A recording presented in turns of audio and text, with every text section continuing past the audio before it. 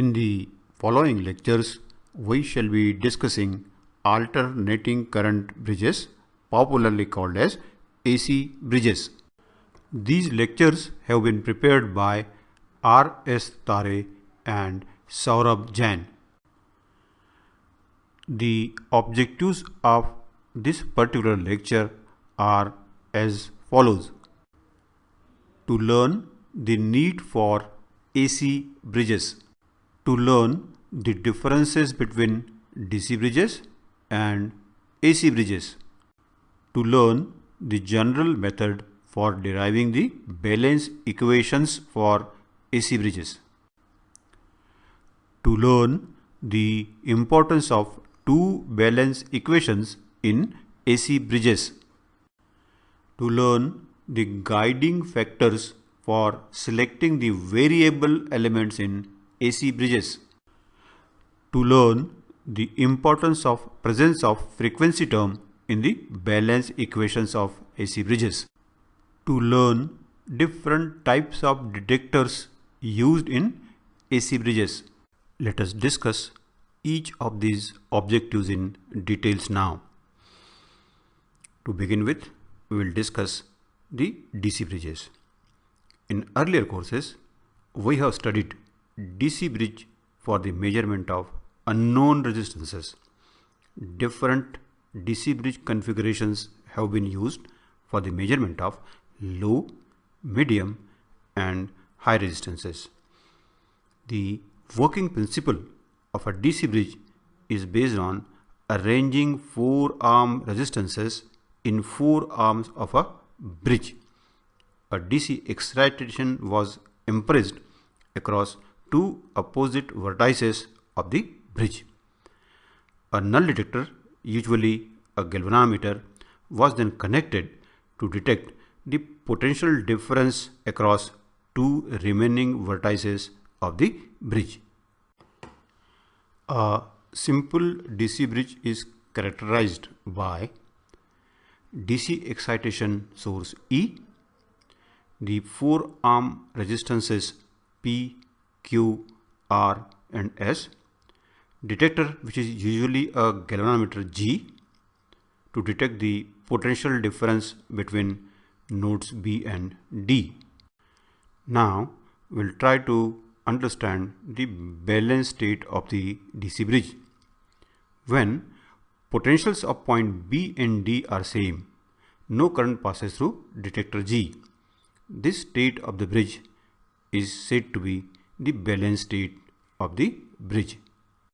Now let us discuss the balance operating state of the bridge. Under balanced condition, following equation is satisfied: P into S equal to R into Q. That is, the product of opposite arm resistances are equal, where R and S are standard resistances whose values are known, and Q is a standard variable resistance, again the value is known. P is the unknown resistance to be determined. By solving this equation, one can calculate the value of unknown resistance P. In various applications of engineering, components like inductor and capacitor are involved. Components like inductor and capacitor create a voltage drop across them when an alternating current passes through them. These components find frequent applications in electrical power engineering and in electronics and communication engineering. It becomes essential to measure the values of unknown inductances and unknown capacitances. AC bridges are used for measuring the values of unknown inductances and capacitances. DC bridge is not suitable for the measurement of reactive and resistive parts of inductor and capacitor for the following reasons. Inductor behaves as short circuit for DC currents and capacitor behaves as open circuit for DC currents. Therefore, AC excitation of desired frequency is used for exciting AC bridges. we will observe later that in AC bridges, usually we get two balance equations, whereas in DC bridge, we get only one balance equation. Two balance equations are necessary to determine two unknown parameters, reactive and resistive. Now, we will discuss a general method for deriving the balance equations of an AC bridge. Let us consider a general AC bridge as shown in the diagram. This figure shows a general AC bridge having four distinct arms. This AC bridge is characterized by four arms having impedances Z1, Z2, Z3 and Z4. AC excitation E of specified angular frequency omega and alternating current detector G. The bridge has four vertices A, B, C and D. If the bridge is in balance state, the potentials of point B and D are same. Alternatively, the voltages across arms 1 and 2 are same, that is VAB equal to VAD. Also, voltages across arms BC and DC are same, that is VBC equal to VDC. The derivation of balance equations will be based on the equivalence of these arm voltages. Under the balance state, no current will pass through the detector G. This means I1 equal to I3 and I2 equal to I4. The voltages VAB and VAD are given by VAB equal to Z1 into I1 and VAD equal to Z2 into I2. Currents I1 and I2 are given by I1 equal to excitation E upon Z1 plus Z3 and I2 equal to excitation E upon Z2 plus Z4. Substituting for I1 and I2, we get VAB equal to VAD, that is E upon Z1 plus Z3 multiplied by Z1 equal to E upon Z2 plus Z4 multiplied by Z2.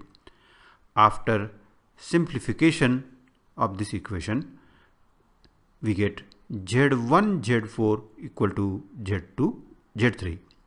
Thus, under the balance state of the AC bridge, the product of opposite arm impedances are equal. This is somewhat similar to the balance equation which we obtained for the DC bridge. Here, one should notice that Z1, Z2, Z3 and Z4 are complex impedances having magnitudes and phases. Above complex equation can be rewritten as magnitude Z1 angle theta 1 multiplied by magnitude Z4 angle theta 4 equal to magnitude Z2 angle theta 2 multiplied by magnitude Z3 angle theta 3. Now, rearranging this equation, we get magnitude Z1 into magnitude Z4 equal to magnitude Z2 into magnitude Z3 and theta 1 plus theta 4 equal to theta 2 plus theta 3. Thus, in AC bridges, we get two balance equations to be satisfied simultaneously. When we compare the balance equations with DC bridge, we remember that DC bridge has got only one balance equation. It is very important here to thoroughly understand the importance of two balance equations, unlike single equation in Wheatstone's bridge. Since two equations are to be satisfied simultaneously, usually we need two elements in the bridge to be kept as variable elements. Which elements are to be kept as variable elements? this will be decided by everyone wants a low cost bridge. The costs of standard variable inductor and standard variable capacitor are different. One should go for economic solution. Usually standard variable inductor is expensive as compared to standard variable capacitor. Another point could be, consider a case of balance equation such that one element appears in one equation and another element appears in another equation.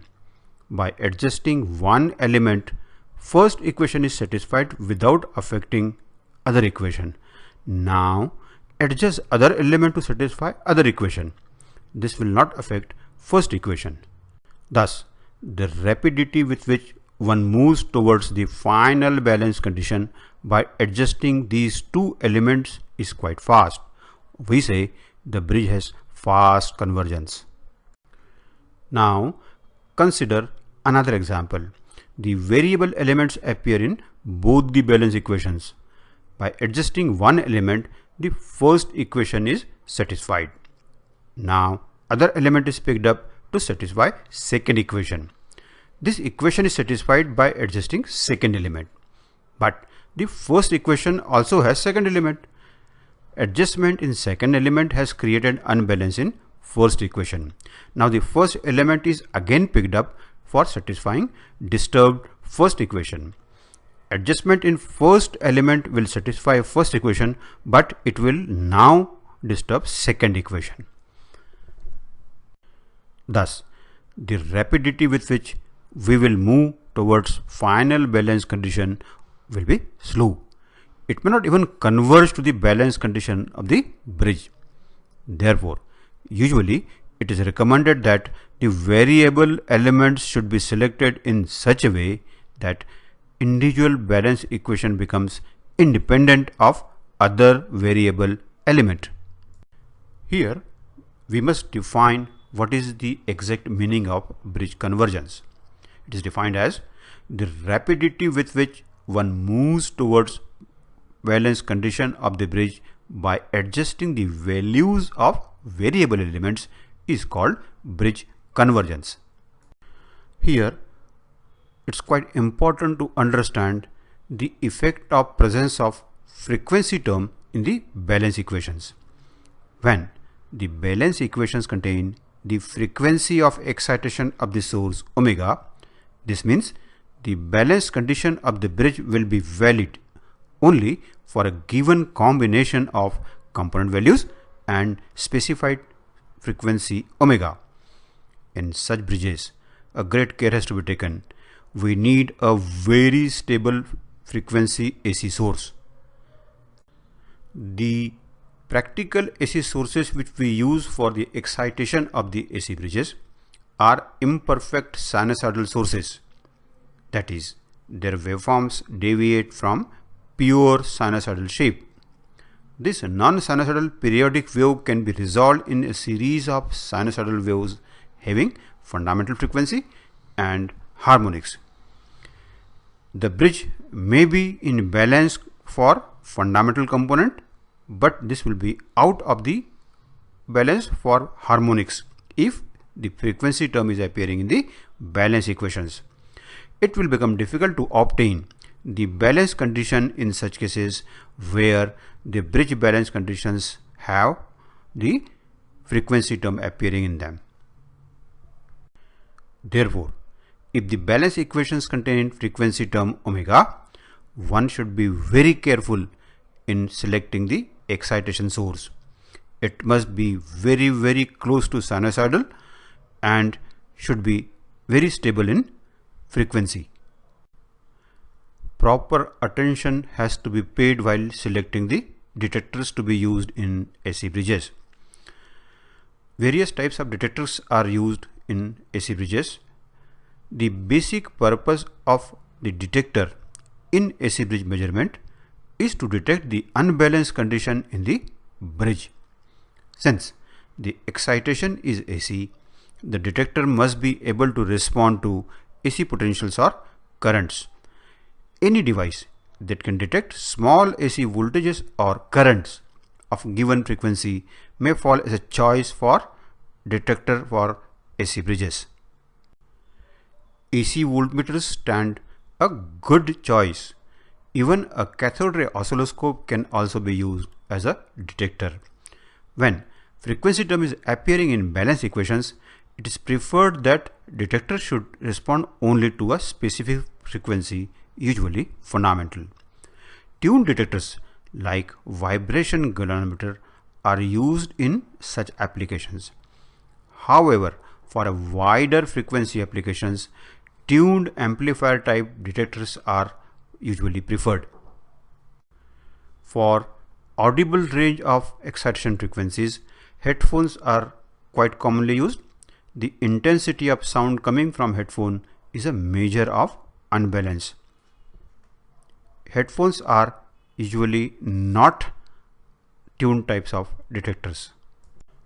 Let us summarize this lecture now. In this lecture, we have learned the need for alternating current bridges, the differences between DC bridges and AC bridges, the general method for deriving the balance equations for AC bridges, the importance of two balance equations in AC bridges, the guiding factors for selecting the variable elements in AC bridges, the importance of presence of frequency term omega in the final balance equations of the AC bridge, different types of detectors used in AC bridges,